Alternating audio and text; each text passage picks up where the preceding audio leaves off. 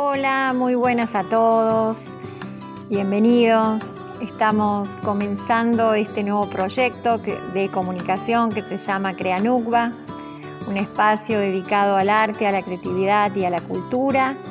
Y en esta ocasión presentando un ciclo que se llama El Tremolar de las Musas y es una rueda imaginaria con mujeres hacedoras de la cultura en modo entrevistas online. A través de audios, a través de Zoom, a través de vivos, vamos a ir desarrollando estos encuentros con diferentes mujeres hacedoras de la cultura. En este primer episodio nos encontramos con Isabel Lager. Ella nació en Esperanza, en provincia de Santa Fe, y reside actualmente en la ciudad de Carlos Paz, acá en el Valle de Punilla, provincia de Córdoba. Les cuento un poco la historia. Con Isabel estuvimos contactándonos hace un tiempito porque en el momento que desarrollamos esta idea con respecto a las musas, y ya después les vamos a ir comentando de qué se trata, Isabel, por medio del Facebook, me entero, también desarrollaba un proyecto dedicado a las musas que se llama Musas porque se les canta. Bueno, bienvenida Isabel. Y aquí estamos comentando otra vez cómo nos encontramos a través de esa palabra y ese disparador que fueron las musas.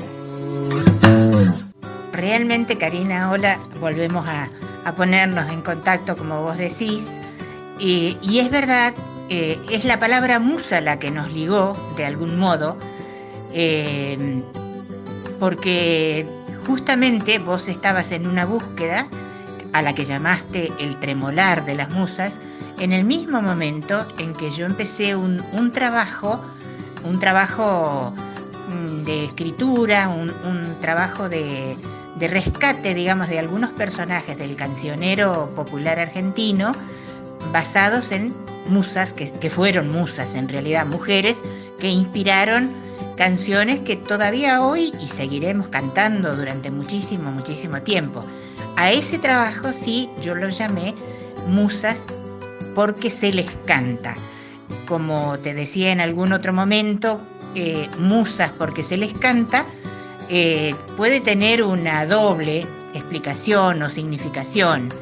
Musas porque se les canta porque realmente parece hasta irreverente, algo que bueno, porque sí, porque les parece, porque es así, o porque se les canta, porque se les ha cantado y porque se les seguirá cantando. Esa es más o menos la idea. El rescate de estas mujeres, ¿no? Que muchas veces, bueno, ya hemos sabido en la historia misma del arte, esto de tomar, de que nosotras como mujeres hemos sido musa de diferentes artistas, pero que en realidad uno con estos encuentros tratamos de desnaturalizar ese lugar de la mujer, ¿no? Ese lugar como musas y ponerlo como hacedoras. Y este lugar creo que a través de estos relatos y estas resignificaciones y estas volver a contar historias de estas mujeres que han quedado ahí, ¿no? O sea, como identitarias de diferentes lugares a las que se les ha dado una canción, un poema, algo que nosotros repetimos y que a lo mejor muy bien no sabemos el origen de dónde vienen estas canciones, tanto como vos decís como Merceditas, que es la que más me llamó la atención por el amor desentendido con el poeta que armó esta canción y con la historia misma de la vida de Merceditas. Estas mujeres quedaron ahí como musas, pero también son hacedoras de la cultura, ¿no? O sea, creo que su papel ha sido, bueno, inspirar a estos poetas y también, bueno, poetas que son mujeres como Chabuca Granda, una gran compositora, que he estado leyendo, digamos, por estos días, la historia de Victoria Angulo. Quiero que nos comentes un poco, vamos a ir viendo estas 12 mujeres que vos has elegido y que si bien, o sea, se les canta, también a su manera han sido parte activa y participante de una historia de la música popular latinoamericana, ¿no? Yo empecé esto diciendo que las mujeres también, o sea, somos ejecutoras, y en las diferentes formas de ejecución y de difusión de nuestra cultura, bueno, aquí estamos y aquí estás vos como escritora y relatora de estos cuentos y de estas historias que se han ido formando. ¿Querés comenzar con alguna?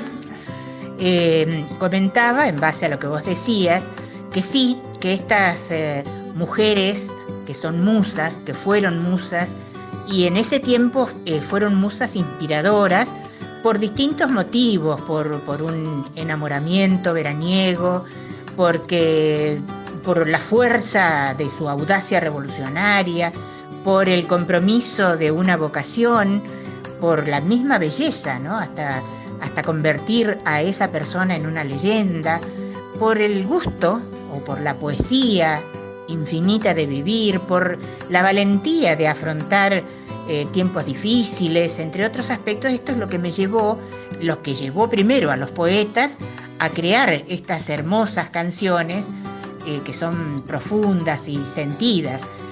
Yo tomé esas canciones de base para contar nuevas historias en los escenarios donde tuvo lugar ese encuentro casual que bueno, después se convirtió en canción o en una recordación musical. Los personajes que yo tomé son Juana Zurduy, la Pomeña, que es Eulogia Tapia, Anaí, la Oma, la Pulpera de Santa Lucía, la Telecita, Merceditas, como bien vos mencionabas, Rosarito Vera, maestra, la Pasto Verde, la Flor de la Canela, Alfonsina y el Mar y Angélica. Mis relatos no cuentan un poco lo que se cuenta en las canciones, pero lo que traté, y bueno, espero haberlo conseguido, es hacer con pincelazos grandes un boceto de los paisajes, los distintos paisajes donde se sucedían esos encuentros, el encuentro del creador con la musa, con las musas de entonces, ¿no? Por ejemplo, para que quede claro, bueno, ya que mencionaste a Merceditas, Merceditas es una mujer que se llamó Mercedes Strickler, nacida en Humboldt, provincia de Santa Fe, zona gringa, descendiente ella de suizos alemanes, que vivía no en el pueblo Humboldt, que es un pueblo chico todavía hoy, sino en el campo, en la zona rural de ese pueblo. Ella vivía ahí, fue un personaje muy extraordinario, muy especial. Estamos hablando de la mitad de la década del 40 en el siglo XX. Bueno, produjo ella con su personalidad, con su cabello alborotado, lleno de rulos, su cinturita de avispa. Bueno, produjo un impacto emocional en este hombre que venía acompañando a un grupo teatral para hacer una presentación en el club social del lugar. Se queda prendado, enamorado.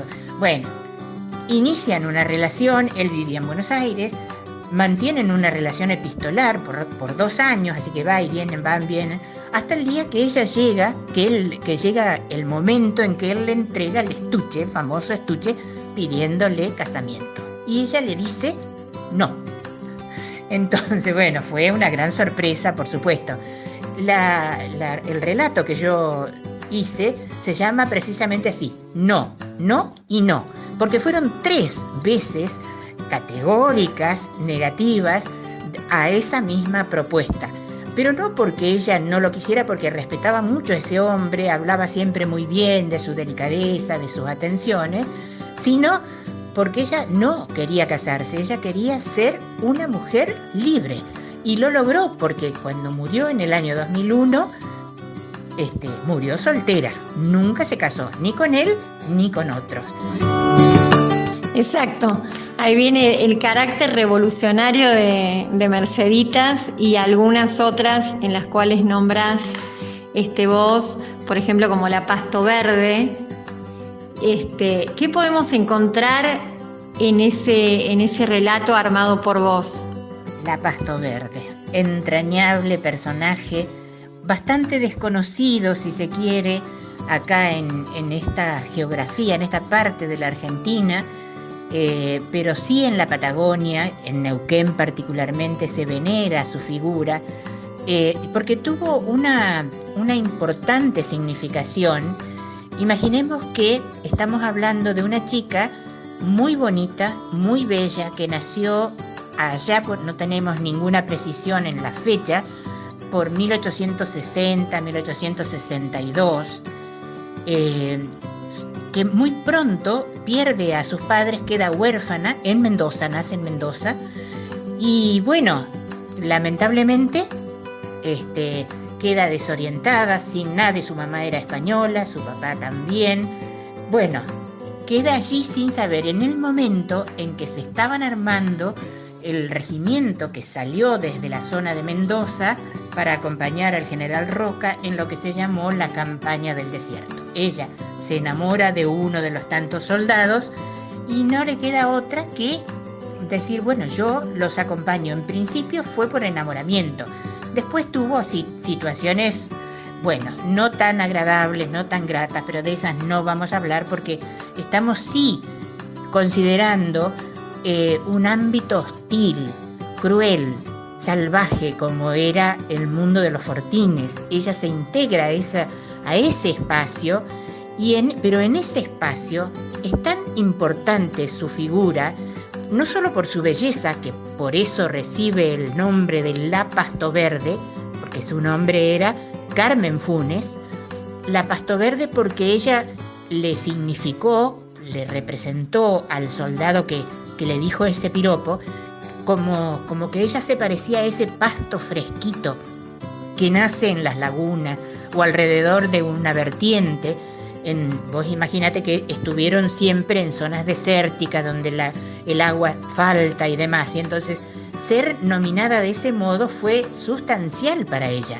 Es más, siendo jovencita, pues ella tenía 16 años cuando se suma a las huestes del ejército, y bueno, va con ellos, crea fortines, levanta fortines en toda la línea de fortines que separa la provincia de Buenos Aires con La Pampa, con una parte con Neuquén también, con Córdoba una partecita, toda esa línea de fortines que fueron famosas en nuestra historia. Ella forma parte de esa campaña, ¿no es cierto? Por supuesto que tiene enfrentamientos. Yo no me ocupo de la parte militar, digamos, de sus enfrentamientos, ni de las peleas, los combates en las que ella tiene que pelear, no. Pero su pelea fue tremenda.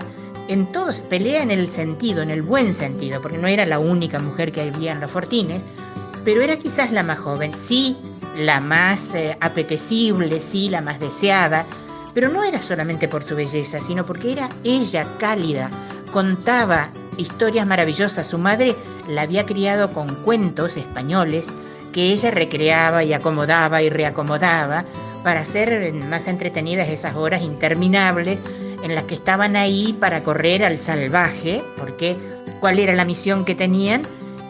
Era correr a los indios, y lo digo así sin eufemismo, hacia la cordillera, y si fuese posible que cruzaran al otro lado, que fueran a Chile, porque eran molestos, porque ellos venían, el ejército venía a llevar civilización a esa región.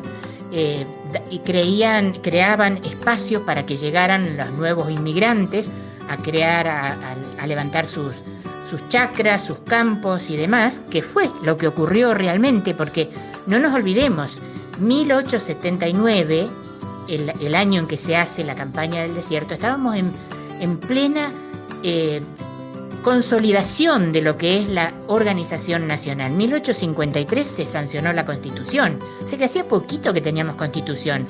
No era el país como lo conocemos hoy. Por supuesto, la Patagonia no existía, no tenía importancia para nadie. Ningún funcionario de Buenos Aires, de los importantes, consideraba o le daba valor a ese enorme territorio que ni siquiera se sabía que era tan grande. Entonces, pero sí se quería correr la línea de la civilización, dándole más espacio para todo el inmigrante que llegara a levantar sus chacras, a cultivar la tierra y demás. Eso era la civilización. ¿Quiénes molestaban para ese criterio, ese estilo de vida? los mapuches, en este caso, que representaban el atraso, el pasado, el salvajismo, si se quiere. Con ese concepto se manejó Carmen Funes, la llamada Pasto Verde, en su trabajo allí, mientras estuvo en el ejército. Pero cuando la dan de baja, se da de baja del ejército, terminada la campaña duró poco.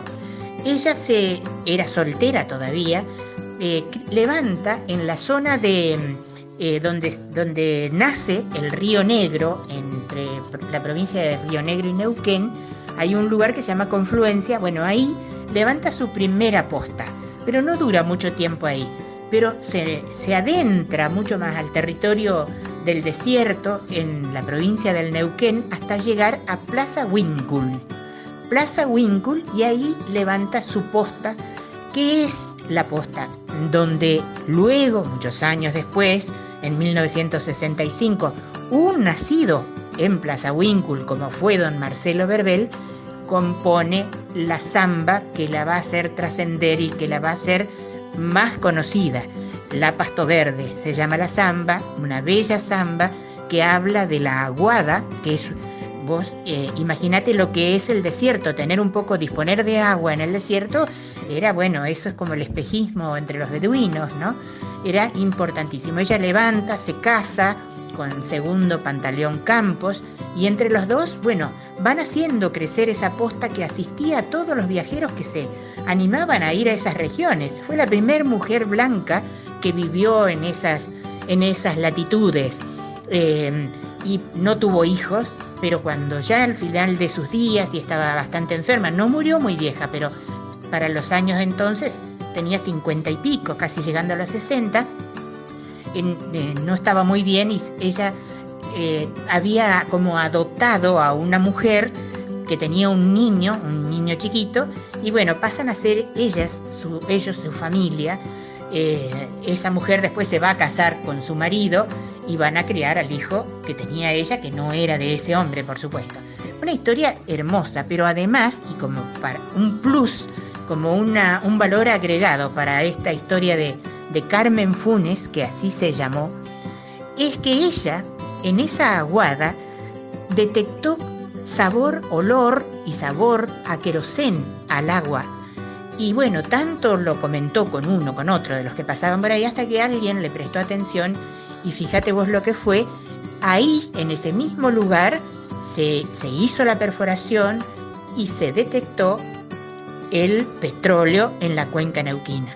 La riqueza que le dio el petróleo a Neuquén, a lo que es el territorio, entonces era territorio nacional y después provincia, se lo deben a Carmen Funes. Tanto es así que YPF, recién formada, 10 años antes se había descubierto petróleo en Comodoro Rivadavia y se había conformado YPF. Bueno, YPF en algún momento en sus boletines decide ponerle al primer pozo, al pozo número 1, el nombre de Carmen Funes en su homenaje. Y esta señora, Carmen Funes, que parece que tenía bastante bondad, digamos, no solamente en su actuar, como vos decís, como fortinera y en cierta forma como revolucionaria en ese orden mundial que existía en ese momento, sino que a su vez tenía esta historia, estas microhistorias paralelas de su vida que hicieron que en 1997, viste que yo te había comentado el otro día,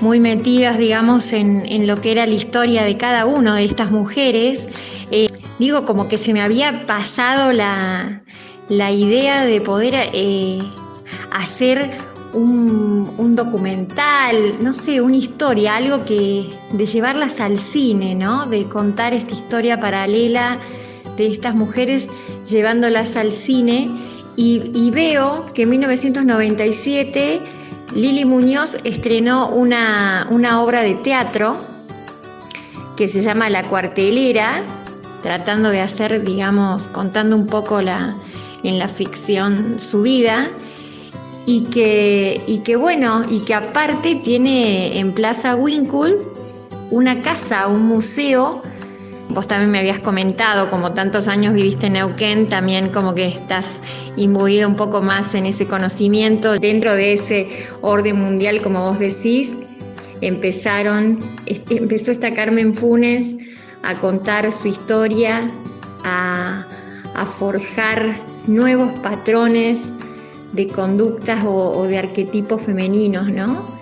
En eso es tan fascinante poder escuchar este tipo de historias y aparte viajar por las partes que viajamos, porque estando, digamos, ahora en el sur, nos iríamos, nos podemos viajar hacia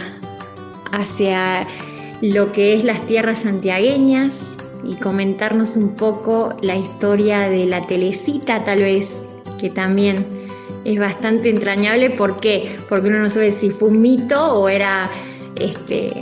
es realmente una persona que fue así, de carne y hueso. Muchos dicen que sí, que le encantaba bailar, así es, ¿no es cierto? Exactamente, bueno, vos bien lo decís, estamos haciendo un viaje. Gracias a la música, gracias a los creadores, a nuestros compositores, a nuestros creadores folclóricos, podemos viajar, y ese es el enorme valor que tiene la música y las canciones, desde el norte al sur, del este al oeste. Estuvimos en la Patagonia, como bien decís, con Carmen Funes y con todo eso que vos estás contando, que sí se hizo una película antes también. No recuerdo ahora el nombre de la actriz que la representó, una mujer que era muy bella, una actriz muy bella que, bueno, estuvo bien elegida para el personaje. Pero podemos hacer lo que vos estás diciendo, viajar ahora, irnos, internarnos en el monte santiagueño, Anzoroná o Sorona, un pueblecito perdido del que uno no sabe nada, o no, por lo menos la mayoría no lo conocemos, donde aparentemente vivió Telésfora Castillo. Telésfora Castillo, como bien dijiste vos, algunos dicen que sí que existió, le dan entidad de una chica de una familia bien, pero que no estaba muy bien de la cabeza, que tenía, bueno, sus desencuentros con la lógica. Otros que no, que era una chica pobre, una chica como tantas chicas del monte, que bueno, que sí tenía la pasión por el baile, y eso la llevó a un final trágico del que vamos a hablar seguramente. No se sabe con certeza, hay probabilidades de que haya existido una Telésfora Castillo, porque ya en el siglo XIX, a mediados, ya casi al final del siglo XIX, se hablaba de este personaje, de una chica que bailaba y bailaba y bailaba y que murió hecha una pira humana. Después, bueno, está el que rescata la historia, es don Andrés Chazarreta.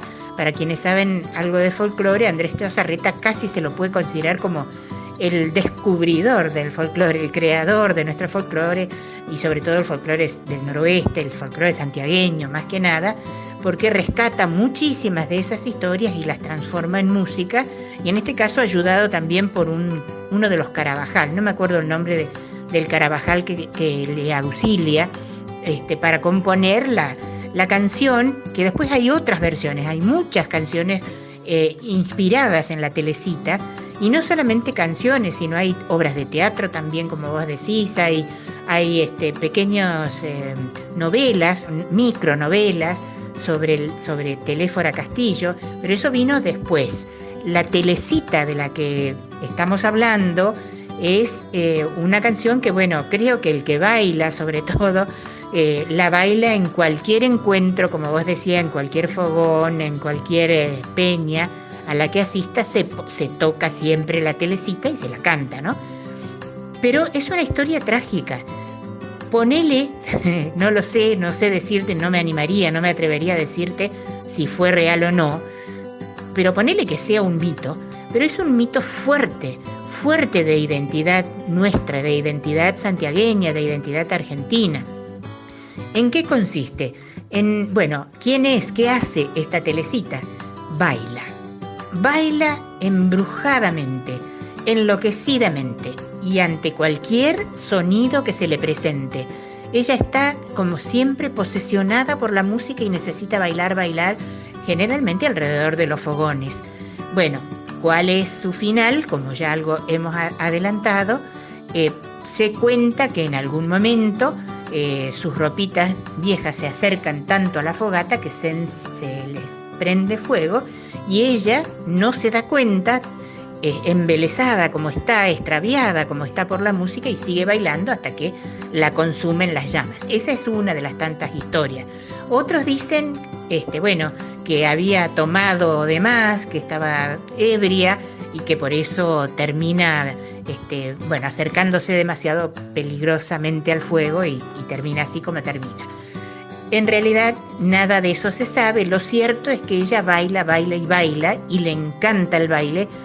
Y entonces yo en mi relato no hablo de esa Telecita, a pesar de que sí la menciono y la cuento como mito, sino de una niña que también vive en el monte santiagueño, que al igual que ella, baila porque es la única forma que encuentra ella para evadirse del mundo de sufrimiento, de brutalidad, de acosos, de barbaries que la rodea.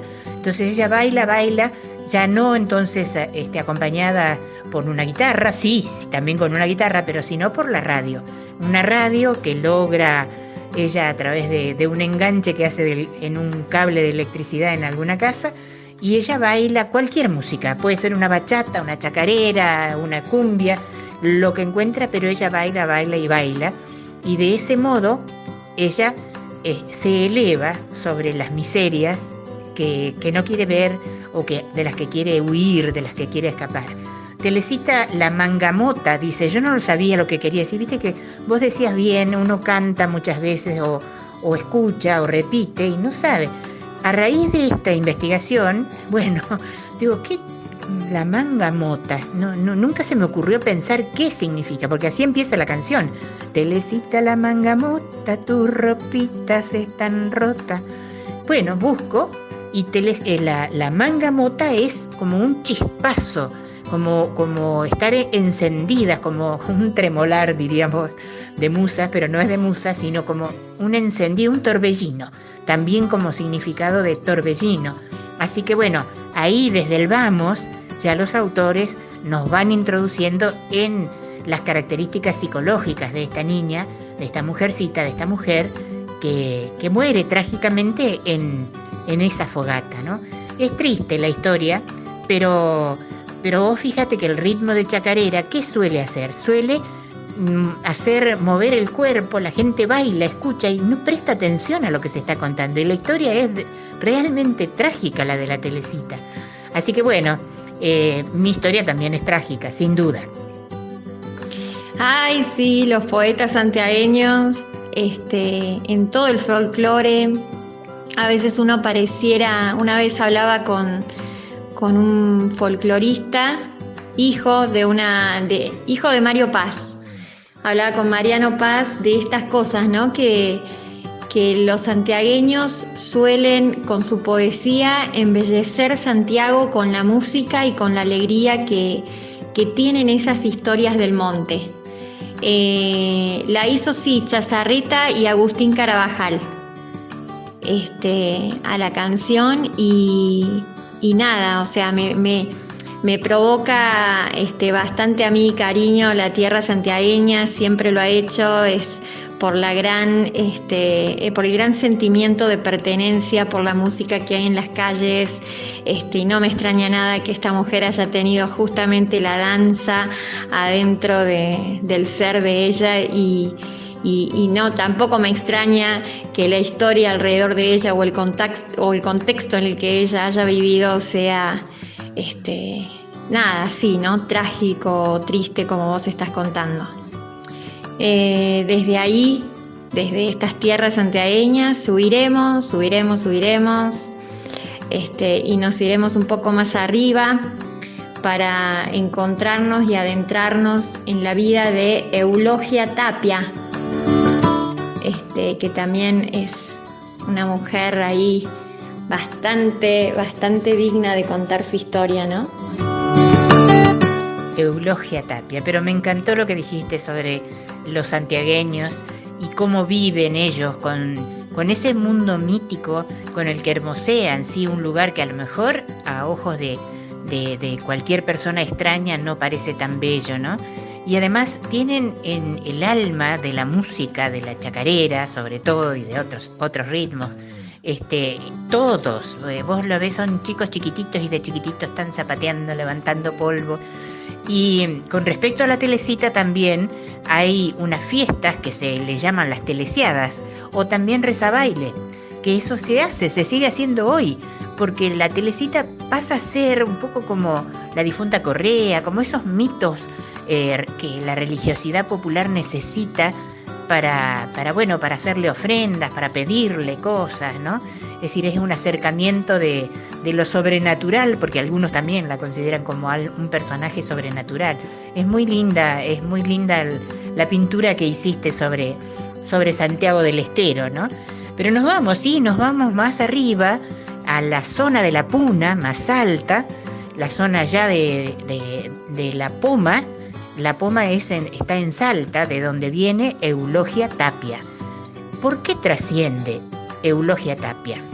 Y estamos acá, volvemos siempre sobre lo mismo. ¿Qué cosa le inspiró a Manuel Castilla y al Cuchi Leguizamón para componer esa maravillosa samba? Porque es maravillosa, súper creativa, distinta, diferente. Es una belleza desde el punto de vista poético. Pero ¿qué cosas?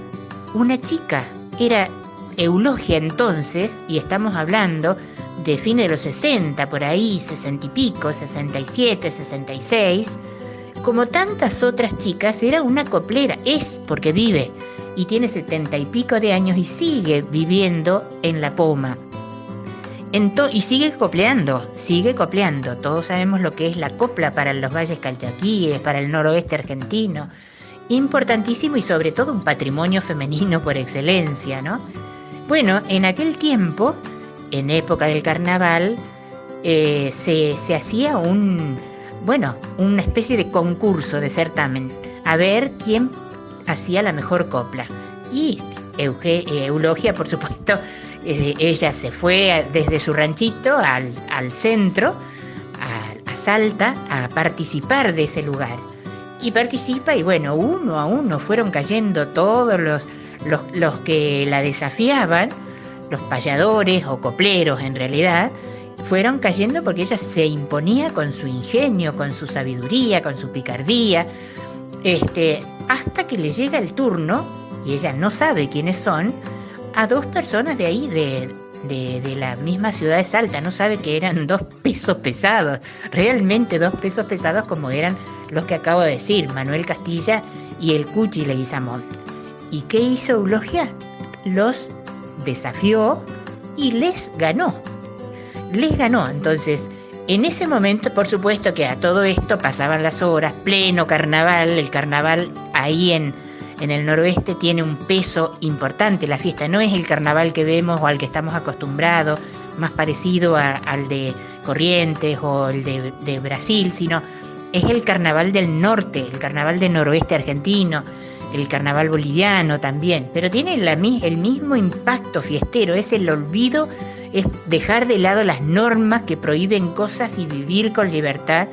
Entonces es todo un revuelo de cosas, de bailes, de cantos, de embriagues, en fin. Termina ella por seguir cantando y copleando hasta altas horas de la madrugada, hasta la mañana siguiente, se olvidó que tenía una tarea que cumplir, que era arrear al corral a las chivas, a las cabras que ella tenía. ¿Y qué pasó? Siempre algún pícaro hubo, le robaron los animales. Y entonces, por eso dice que le roban, que carnavaleando te roban, Eulogia, te roban. Dice la canción, ahora se me fue como es exactamente la estrofa, pero es muy bella, porque ellos la acompañan hasta la casa, hasta el ranchito, y le dicen a don Tapia, al padre, que la chica era muy buena copleando, y que pero lamentablemente él quería los animales, Y ellos le prometen que le van a componer una samba. No les cree, por supuesto Don Tapia no les cree. Sin embargo, tiene que corregirse porque poco tiempo después se empieza a escuchar en todos lados. Estamos hablando ya fines de los 60, comienzo de los 70. Y bueno, prende esta samba. No hay ningún cultor del arte folclórico nuestro que no interprete la Pomeña hoy todavía, ¿no? Es muy hermosa y le cumplieron con su palabra los dos creadores, eminencias como creadores, ¿no? El mérito mayor de Eulogia era la creación con su verba, con sus palabras, con ese estilo tan particular que tiene la copla, de vencer con palabras. Ella fue la ganadora. A todo el mundo venció con su verba.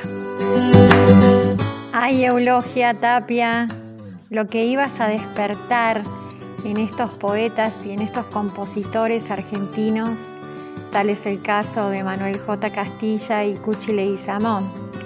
Esa composición verbal y poética que tiene mucho de paisaje norteño, que tiene mucho de amor a la naturaleza, que tiene mucho de esa conexión mística que hay entre el hombre y la naturaleza y las actividades que se realizan ahí, fueran reflejadas por estos dos compositores y que claro, después Don Tapia habrá visto que lograron su cometido, ¿no? Le crearon esta samba y la catapultaron como patrimonio cultural norteño a esta gran mujer.